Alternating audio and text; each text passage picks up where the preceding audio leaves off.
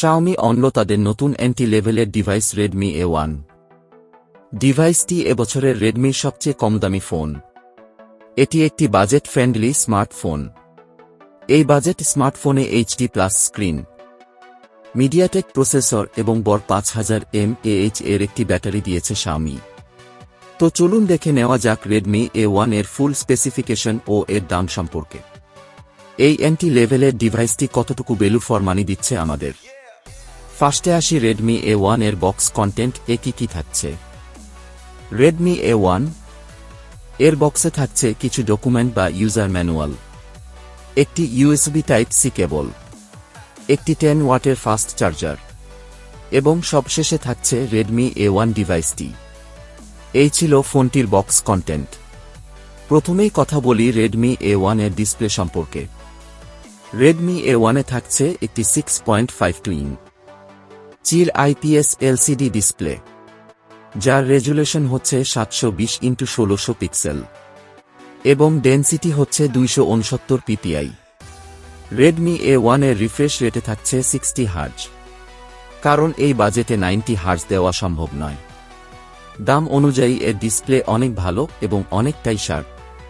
Redmi A1 ফোনের processor এ থাকছে MediaTek Helio A22। এটির আর্কিটেকচার 12 ন্যানোমিটার বেস।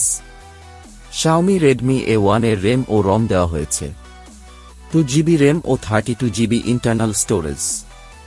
এই ফোনে ডেডিকেটেড স্লট দেওয়া হয়েছে, যার মাধ্যমে মাইক্রোএসডি কার্ড ব্যবহার করে 512GB পর্যন্ত স্টোরেজ বাড়ানো যাবে।